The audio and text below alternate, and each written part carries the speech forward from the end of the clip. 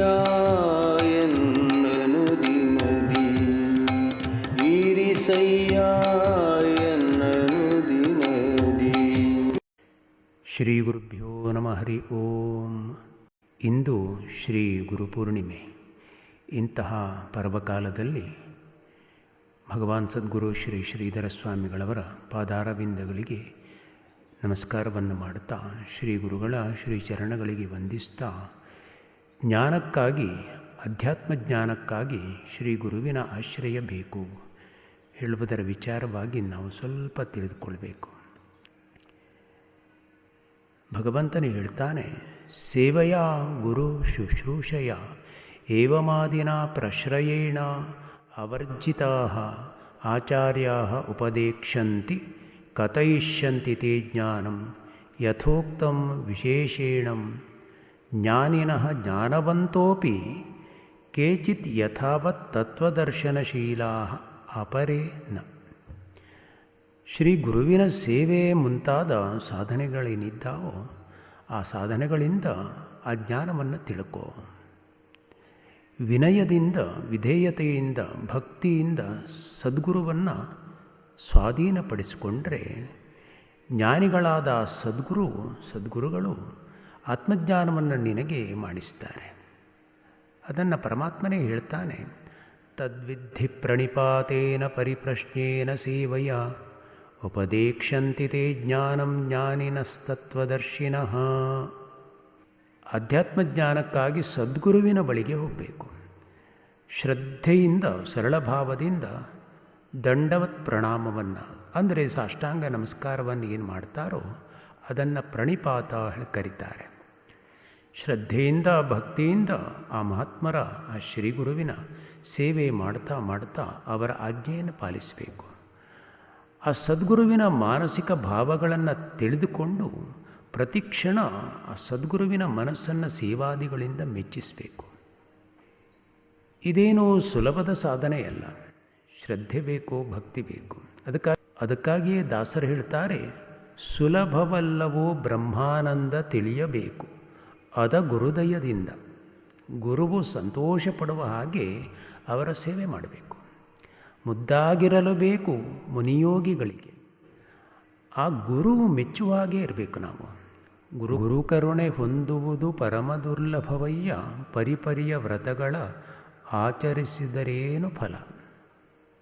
ಏನು ಫಲ ಇದೆ? ಶ್ರದ್ಧೆಯೂ ಬೇಕಾಗ್ತದೆ.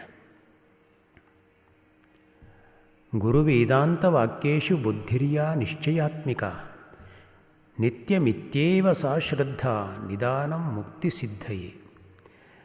ಗುರುವಾಕ್ಯದಲ್ಲಿ ಮತ್ತು ವೇದಾಂತ ವಾಕ್ಯದಲ್ಲಿ ಇದು ಸತ್ಯ ಹೇಳುವ ನಿಶ್ಚಯ ರೂಪವಾದ ಬುದ್ಧಿ ಏನಿದೆಯೋ ಅದೇ ಮೋಕ್ಷ ಸಿದ್ಧಿಗೆ, ಈ ಭವಬಂಧನದ ಬಿಡುಗಡೆಗೆ ಕಾರಣವಾಗಿರುವ ಶ್ರದ್ಧೆಯಾಗಿರುತ್ತದೆ. ಶ್ರದ್ಧಾವಿಹೀನಸ್ಯ ನತು ಪ್ರವೃತ್ತಿ ಶೂನ್ಯಸ್ಯ ನ ಸಾಧ್ಯ ಸಿದ್ಧಿ. ಶ್ರದ್ಧೆ ಯಾರಿಗಿಲ್ಲವೋ ಅವನಿಗೆ ಸೇವೆಯಲ್ಲಿ ಪ್ರವೃತ್ತಿ ಉಂಟಾಗುವುದಿಲ್ಲ. ಅಂದರೆ ಸೇವೆ ಮಾಡುವ ಮನಸ್ಸೇ ಬರುವುದಿಲ್ಲ. ಸೇವಾ ವೃತ್ತಿ ಇಲ್ಲದೆ ಜ್ಞಾನ ಪ್ರಾಪ್ತಿ ಹೇಳುವ ಇಷ್ಟಾರ್ಥ ಏನಿದೆಯೋ ಅದು ಪ್ರಾಪ್ತಿಯಾಗುವುದಿಲ್ಲ. ಹಾಗಾಗಿ ಶ್ರದ್ಧೆ ಎಂಬ ಸಮಿಧವನ್ನು ಹಿಡಿದುಕೊಂಡು ಗುರುವಿನಲ್ಲಿಗೆ ಹೋಗಬೇಕು ಹೇಳ್ತಾರೆ. ಪರಿಪ್ರಶ್ನೆ, ಈ ಕುರಿತು ನಾವು ಇನ್ನೂ ತಿಳ್ಕೊಳ್ಬೇಕು. ಅಂದರೆ ಪರಮಾತ್ಮನ ತತ್ವವನ್ನು ತಿಳಿಯುವ ಇಚ್ಛೆಯಿಂದ, ತೀವ್ರವಾದ ಇಚ್ಛೆಯಿಂದ, ಭಕ್ತಿಭಾವದಿಂದ, ಯಾವುದೇ ರೀತಿಯ ಮನಸ್ಸಿನಲ್ಲಿ ಎದ್ದ ಸಂಶಯವನ್ನು, ಸಂದೇಹವನ್ನು ಗುರುವಿನಲ್ಲಿ ಪ್ರಾಮಾಣಿಕವಾಗಿ ಕೇಳುವುದು ಇದೇನಿದೆಯೋ ಪರಿಪ್ರಶ್ನೆ. ಅಂದ್ರೇನು?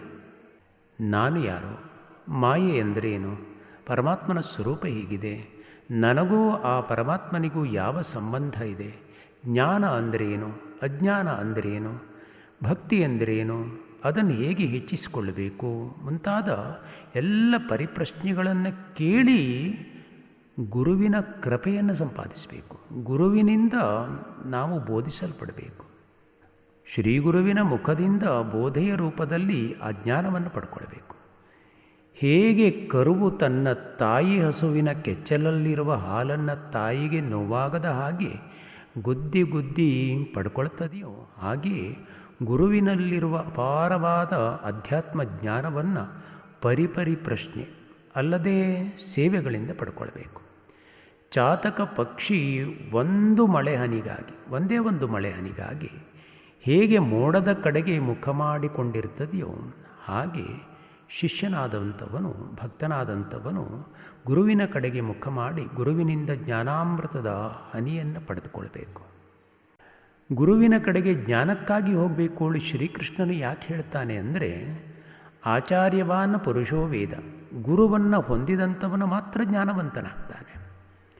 ಅಜ್ಞಾನದ ಕತ್ತಲೆಯಲ್ಲಿ ಶರೀರರೂಪಿಯಾದ ಹಾಸಿಗೆ ಮೇಲೆ ವಿಷಯಾಸಕ್ತಿ ಎನ್ನುವಂಥ ಹೊದಕಲನ್ನು ಹೊದ್ದುಕೊಂಡು ಅಜ್ಞಾನ ಎನ್ನುವಂಥ ನಿದ್ರೆಯಲ್ಲಿ ಆಸಕ್ತರಾದ ಜೀವಿಗಳೇ ಈ ಮಾನವ ಜನ್ಮದ ಬ್ರಾಹ್ಮಿ ಮುಹೂರ್ತದಲ್ಲಿ ಎದ್ದೇಳಿ ಭ್ರಮಾತ್ಮಕವಾದ ಅಹಂಕಾರದಿಂದ ಕೂಡಿದ ಪ್ರಪಂಚದ ದುಃಖ ಎನ್ನುವಂಥ ವಿಪತ್ತಿಗೆ ಸಿಲುಕದೆ ಅಧ್ಯಾತ್ಮ ತತ್ವ ಭಾಜನರಾಗಿ ಹೇಳಿ ಎಚ್ಚರಿಸುವಂಥವನು ಯಾವಾತನೋ ಅವನು ಶ್ರೀಗುರು, ಅವನು ಸದ್ಗುರು.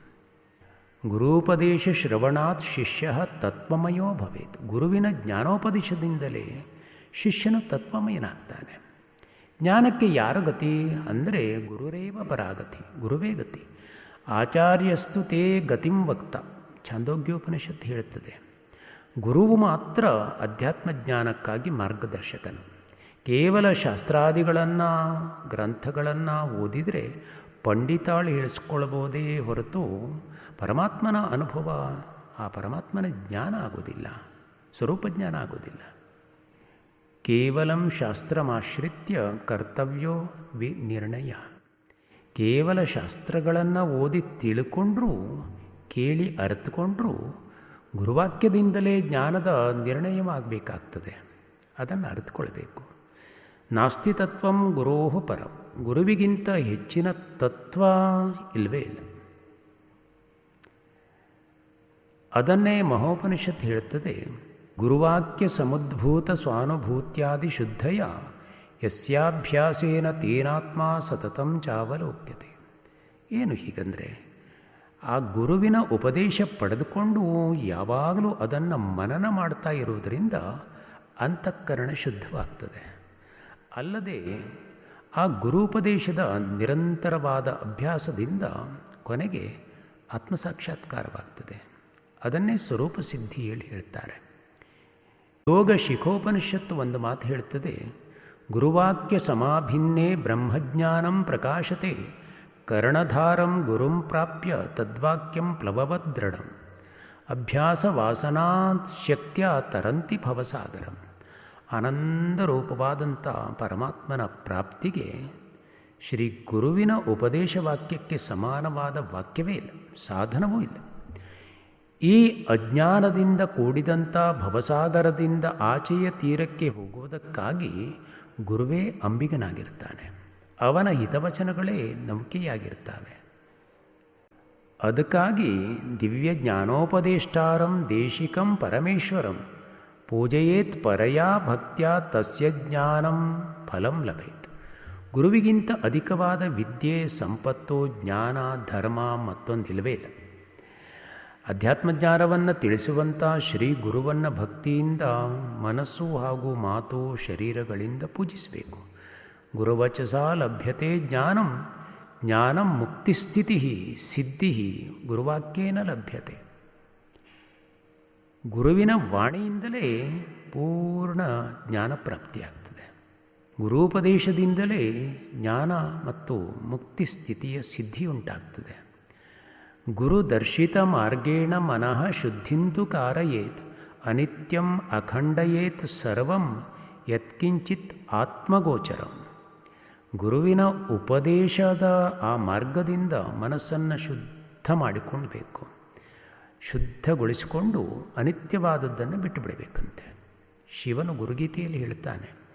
ಆಗ ಶುದ್ಧವಾದ ಮನಸ್ಸಿಗೆ ಗುರುಬೋಧೆಯಾಗಿಬಿಟ್ರೆ ಪರಮಾತ್ಮ ಅನುಭವ ಉಂಟಾಗ್ತದೆ. ಮನಃಶುದ್ಧಿಯಾಗದೆ ಗುರುಬೋಧೆಯನ್ನು ಎಷ್ಟು ಕೇಳಿದರೂ ಅಷ್ಟೆ. ಹಾಗಂದ ಮಾತ್ರಕ್ಕೆ ಎಲ್ಲರಿಗೂ ಗುರುಪದೇಶ ಸಿಗ್ತದೆಯೇ? ಇಲ್ಲ. ಅದನ್ನೇ ಶ್ರೀಕೃಷ್ಣನೇ ಹೇಳಿದ್ದಾನೆ. ಗುರು ಸಿಕ್ಕವರಿಗೆಲ್ಲ ಪರಮಾರ್ಥ ಎಂಬ ತತ್ವ ಸಂಜೀವನಿಯನ್ನು ಕೊಡೋದಿಲ್ಲ.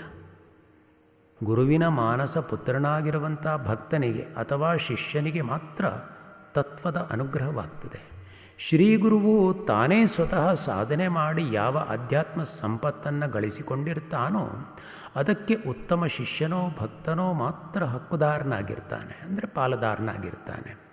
ಹಾಗಾಗಿಯೇ ಗೀತೆಯ ಆರಂಭದಲ್ಲಿ ಅರ್ಜುನನು, ಹೇ ಪರಮಾತ್ಮ ಶ್ರೀಕೃಷ್ಣ, ನಾನು ಶಿಷ್ಯ, ನಿನಗೆ ಸಂಪೂರ್ಣ ಶರಣಾಗಿದ್ದೇನೆ.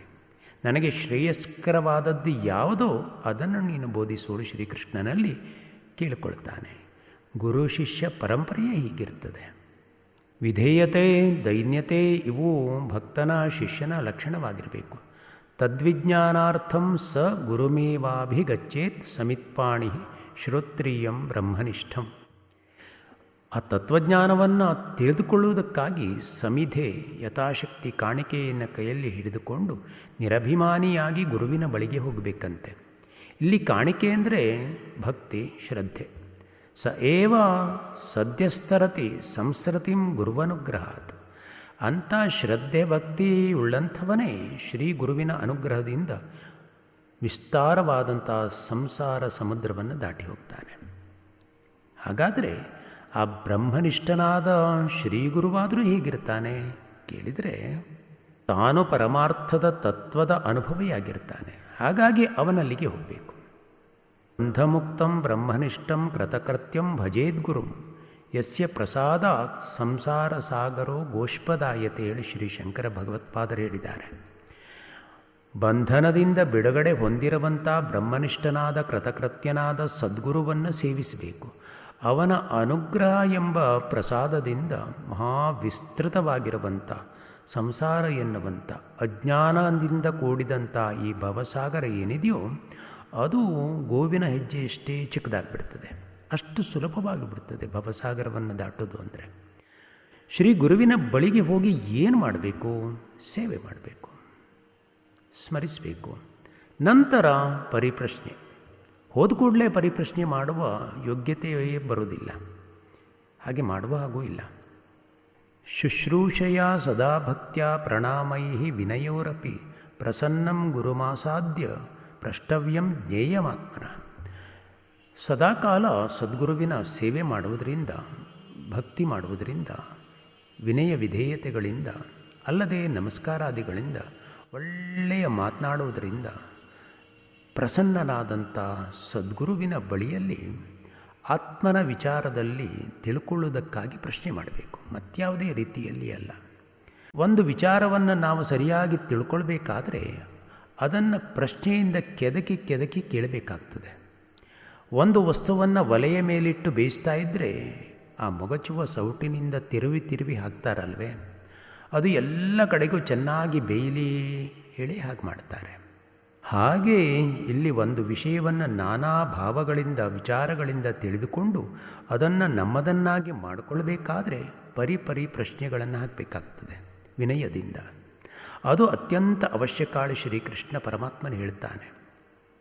ನಮಸ್ಕಾರ ಮತ್ತು ವಿನಯೋಪೇತವಾದಂಥ ಮೃದು ಮಾತು, ಸೇವೆ ಎಲ್ಲವುಗಳಿಂದ ಶಿಷ್ಯನಾದಂಥವನು, ಭಕ್ತನಾದಂಥವನು ಶ್ರೀ ಗುರುವಿನ ಹೃದಯವನ್ನು ಒಲಿಸಿಕೊಳ್ಬೇಕಾಗ್ತದೆ. ಅವನ ಹೃದಯವನ್ನು ಹಣದಿಂದ, ಅಧಿಕಾರದಿಂದ ಒಲಿಸಿಕೊಳ್ಳಲಿಕ್ಕೆ ಸಾಧ್ಯ ಇಲ್ಲ. ಗುರುವಿನ ಮುಂದೆ ಬಾಗಬೇಕು, ಬೀಗಬಾರದು. ನೋಡಿ, ಬಾವಿಯೊಳಗೆ ನೀರಿದೆ. ಆ ನೀರನ್ನು ಎತ್ತಿ ಪಡೆದುಕೊಳ್ಳಲಿಕ್ಕೆ ನಾವು ಒಂದು ಪ್ಲಾಸ್ಟಿಕ್ ಕೊಡವನ್ನು ಬಿಟ್ಟರೆ ಅದು ಬೇಗ ತುಂಬುವುದೇ ಇಲ್ಲ. ಯಾಕಂದರೆ ಅದು ಬಾಗೋದಿಲ್ಲ, ಬೀಗ್ತದೆ. ಅದರೊಳಗೆ ನೀರು ತುಂಬಿಸುವುದು ಭಾಳ ಕಷ್ಟ. ಆದರೆ ಒಂದು ತಾಮ್ರದ ಕೊಡವನ್ನು ಬಿಟ್ಟು ನೋಡಿ, ಕೂಡಲೇ ಅದು ಬಾಗಿ ಆ ನೀರನ್ನು ತನ್ನೊಳಗೆ ತುಂಬಿಸಿಕೊಳ್ಳುತ್ತದೆ. ಹಾಗೆ ನಾವು ಬಾವಿಯಲ್ಲಿರುವ ನೀರಿನ ಹಾಗೆ ಗುರುವಿನಲ್ಲಿರುವ ಅಪಾರ ಜ್ಞಾನವೆಂಬ ಅಮೃತ ಜಲವನ್ನು ತುಂಬಿಸಿಕೊಳ್ಳಲಿಕ್ಕೆ ನಾವು ತಾಮ್ರದ ಕೊಡವಾಗಬೇಕು. ಪ್ಲಾಸ್ಟಿಕ್ ಕೊಡದ ಹಾಗೆ ಆಗಿಬಿಟ್ರೆ ನಾವು ಬೀಗಿಕೊಳ್ತಲೇ ಇರ್ತೇವೆ, ಬಾಗುವುದೇ ಇಲ್ಲ. ಅದರಿಂದ ಆ ಜ್ಞಾನವೆಂಬ ಜಲ ತುಂಬಿಕೊಳ್ಳುವುದೇ ಇಲ್ಲ. ಗುರುವಿಗೆ ಮಾಡುವ ಭಕ್ತಿಪೂರ್ವಕವಾದ, ವಿನಯಪೂರ್ವಕವಾದ ಸೇವೆ ಏನಿದೆಯೋ ಆ ಸೇವೆಯಿಂದ ಜ್ಞಾನಪ್ರಾಪ್ತಿ ಖಂಡಿತ ಹೇಳಿ ಭಗವಂತನು ಗೀತೆಯಲ್ಲಿ ಹೇಳ್ತಾನೆ. ಸೇವೆ ಎನ್ನುವುದೇ ಗುರುಭಕ್ತಿಗೆ ಇರುವಂಥ ಮತ್ತೊಂದು ಪದ. ಸೇವೆ ಅನ್ನೋದು ಏನಿದೆಯೋ ಅದು ಗುರುಭಕ್ತಿ ಅನ್ನೋದಕ್ಕೆ ಇರುವಂಥ ಮತ್ತೊಂದು ಪದ, ಪರ್ಯಾಯ ಪದ. ಗುರುವಿಗೆ ಶರಣಾಗಿಬಿಟ್ರೆ ಯಾವ ವೇದಾಂತರಗಳನ್ನೂ ಓದಬೇಕಾಗಿಲ್ಲ, ಕೇವಲ ಸೇವೆ ಸಾಕು. ಕೇವಲಂ ಗುರು ಸೇವೆಯ. ಅಂತೂ ಶ್ರೀ ಗುರುವಿನ ಬಳಿ ಸಾರಿ ಅಧ್ಯಾತ್ಮ ಜ್ಞಾನವನ್ನು, ಪರಮಾತ್ಮ ಜ್ಞಾನವನ್ನು ಸಂಪಾದಿಸೋದಕ್ಕಾಗಿ ಹೋದಂಥವನು ಭಗವನ್ ಕರುಣಾಸಿಂಧೋ ಭವಸಿಂಧೋ ಭವಾಂಸ್ತರಿ ಯಮಾಶ್ರಿತ್ಯ ಶ್ರಮೇಣ ಇವ ಪರಂ ಪಾರಂ ಗತಾ ಬುಧಾಃ. ಪರಮಾತ್ಮ ಸ್ವರೂಪನೇ, ಈ ಸದ್ಗುರುವೇ ದಯಾ ಸಮುದ್ರನೇ, ಸಂಸಾರ ಸಾಗರಕ್ಕೆ ನೀನು ನೌಕೆಯಾಗಿದ್ದೆ. ಈ ನಿನ್ನನ್ನು ಆಶ್ರಯಿಸಿ ವಿವೇಕಿಗಳಾದಂಥವರು ಆಯಾಸವಿಲ್ಲದೆ ಈ ಭವಸಾಗರದ ಆಚೆಯ ದಡವನ್ನು ಸೇರಿದ್ದಾರೆ. ನನಗೂ ಅಂತಹ ಜ್ಞಾನವನ್ನು ಅನುಗ್ರಹಿಸುವಳು ಪ್ರಾರ್ಥಿಸಿಕೊಳ್ಳಬೇಕಂತೆ. ಜನ್ಮಾಂತರ ಕೃತಾನಂತ ಪುಣ್ಯಕರ್ಮ ಫಲೋದಯ ಅದ್ಯ ಸನ್ನಿಹಿತೋ ಯಸ್ಮಾತ್ ತ್ವತ್ ಕೃಪಾಪಾತ್ರಂ ಅಸ್ಮ್ಯಹಂ. ಹೇ ಶ್ರೀ ಗುರುವೇ, ಹಿಂದಿನ ಜನ್ಮಗಳಲ್ಲಿ ಮಾಡಿದ ಅನಂತ ಪುಣ್ಯಕರ್ಮದ ಫಲ ಈಗ ಮೈದೋರಿ ಸಮೀಪಿಸ್ತಾ ಇದೆ. ಯಾಕಂದರೆ ನಾನು ನಿನ್ನ ಕೃಪೆಗೆ ಪಾತ್ರನಾಗ್ತಾ ಇದ್ದೇನೆ.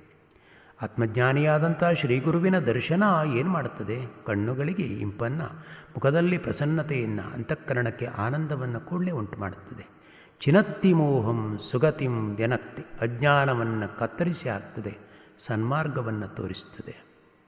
ಈ ಎಲ್ಲ ಕಾರಣದಿಂದ ಅಧ್ಯಾತ್ಮ ಜ್ಞಾನಕ್ಕಾಗಿ, ಆತ್ಮಜ್ಞಾನಕ್ಕಾಗಿ, ಸ್ವಸ್ವರೂಪದ ಸಿದ್ಧಿಗಾಗಿ, ಸಾಧನೆಗಾಗಿ ಶ್ರೀ ಗುರುವಿನ ಬಳಿಗೆ ಹೋಗಬೇಕು. ಗುರುವಿನ ಆಶ್ರಯ ಬೇಕೇ ಬೇಕು. ಗುರುವಿನ ಆಶ್ರಯ ಇಲ್ಲದಿದ್ದರೆ ಪರಮಾತ್ಮಾನುಭವ ಉಂಟಾಗುವುದಿಲ್ಲ ಹೇಳೋ ಮಾತನ್ನು ಭಗವಂತನು ಹೇಳುತ್ತಾನೆ, ಜ್ಞಾನಿಗಳು ಸಂತರೂ ಹೇಳಿದ್ದಾರೆ. ಇಂಥ ಶ್ರೇಷ್ಠ ಗುರುವಿನ ಪ್ರಾಪ್ತಿ ನಮ್ಮೆಲ್ಲರಿಗೂ ಆಗಿ ಅವನ ಪೂರ್ಣ ಕೃಪೆ ಉಂಟಾಗಲಿ ಹೇಳಿ, ಶ್ರೀ ಗುರುಪೂರ್ಣಿಮೆಯ ಇಂದಿನ ಈ ಪರ್ವದ ಪುಣ್ಯದ ಕಾಲದಲ್ಲಿ ನಾವೆಲ್ಲ ಪ್ರಾರ್ಥಿಸಬೇಕು. ಶ್ರೀ ಗುರುದೇವ ದತ್ತ.